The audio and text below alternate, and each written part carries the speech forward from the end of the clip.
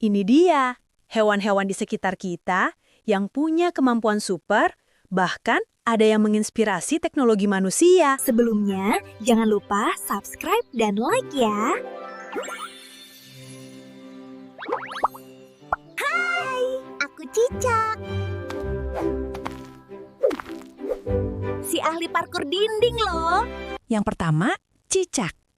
Kelihatannya sederhana ya, cuma hewan kecil yang biasanya mangkal di dinding rumah. Tapi, cicak punya kemampuan super.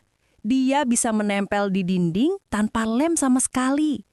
Kakinya punya jutaan rambut mikro yang namanya setae. Dan setiap helai itu bisa menempel kuat karena gaya yang disebut van der Waals. Itu sebabnya cicak bisa lari di dinding atau bahkan plafon seperti ninja.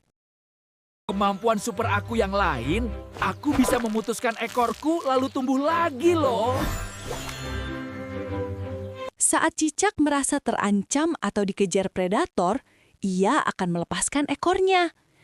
Ekor yang terputus itu masih bisa bergerak-gerak selama beberapa detik untuk mengalihkan perhatian musuh. Sementara itu, cicaknya sendiri sudah kabur dengan cepat ke tempat aman. Kemampuan ini disebut autotomi, yaitu mekanisme pelepasan tubuh untuk bertahan hidup.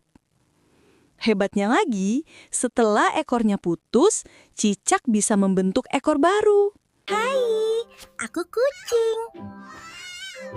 Aku punya radar tubuh yang super sensitif loh.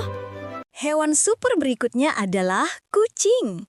Selain terkenal imut dan menggemaskan, ternyata kucing memiliki kemampuan sensorik yang jauh lebih hebat dari yang kita bayangkan. Salah satu superpower mereka ada pada kumisnya, atau yang disebut vibrissae. Kumis ini sangat sensitif hingga dapat mendeteksi perubahan udara sekecil apapun. Karena itulah, kucing bisa mengetahui posisi benda di sekitarnya, bahkan ketika ruangan gelap total. Kumis mereka bekerja seperti radar alami yang membantu menentukan jarak, ukuran objek, dan arah pergerakan sebuah benda di sekitarnya. Tidak hanya itu, kucing juga memiliki pendengaran yang jauh lebih tajam dibanding manusia. Jika manusia hanya mampu mendengar suara sampai sekitar 20 kHz, kucing bisa mendengar frekuensi hingga 64 kHz, lebih dari 3 kali lipat. Inilah alasan kenapa kadang kucing terlihat tiba-tiba menoleh, gelisah, atau memandang ke arah tertentu, seolah mendengar sesuatu yang kita sama sekali tidak bisa tangkap. Jadi, di balik wajah lucunya, kucing sebenarnya adalah detektor alami yang dilengkapi sensor ultrasensitif untuk bertahan hidup dan menjelajah dunia.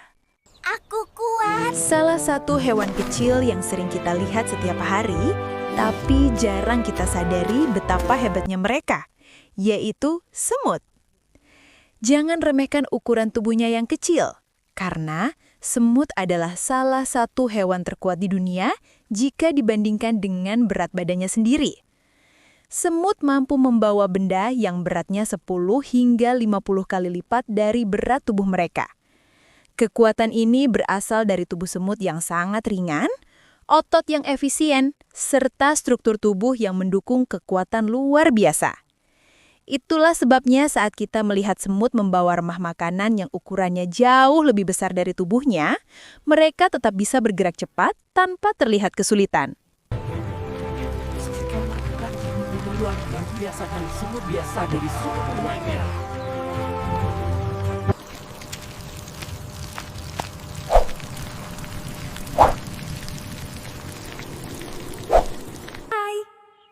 Aku burung walet. Aku bisa terbang tanpa menabrak karena aku pakai echolocation.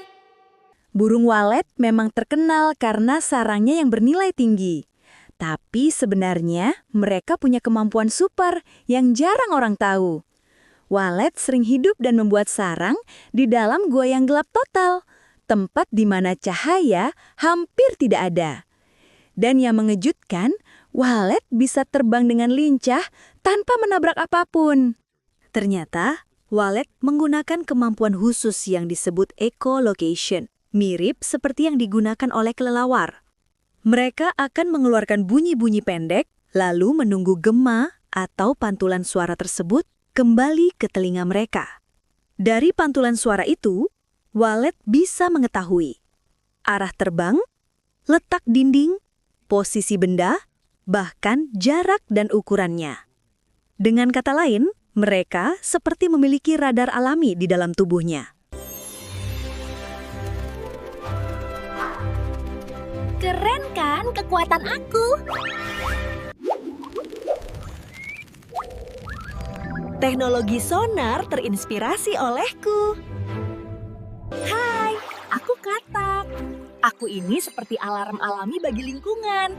Kulitku sangat sensitif. Katak itu bukan cuma hewan yang suka hidup di tempat lembab. Mereka sebenarnya alarm alami bagi lingkungan kita. Kulit katak sangat tipis dan sensitif, sehingga mereka mudah menyerap zat dari air dan udara di sekitarnya. Karena itu, kalau ada polusi sedikit saja, air yang tercemar, pestisida, atau kualitas udara yang menurun, katak biasanya menjadi hewan pertama yang terpengaruh. Itulah sebabnya, para peneliti sering menggunakan populasi katak sebagai indikator kesehatan lingkungan. Kalau jumlah katak di suatu daerah tiba-tiba menurun, atau banyak yang terlihat sakit dan tidak normal, itu biasanya bukan kebetulan. Itu tanda kuat bahwa ada masalah pada ekosistem setempat. Penurunan populasi katak bisa menunjukkan air yang sudah tidak aman, kerusakan habitat, penggunaan bahan kimia berlebihan, sampai perubahan iklim yang makin ekstrem. Dengan kata lain, kondisi katak sering menjadi peringatan awal sebelum kerusakan lingkungan menjadi lebih besar dan mempengaruhi hewan lain, termasuk manusia. Aku nggak bisa hidup di tempat tercemar. Jadi tolong jaga lingkungan kita ya.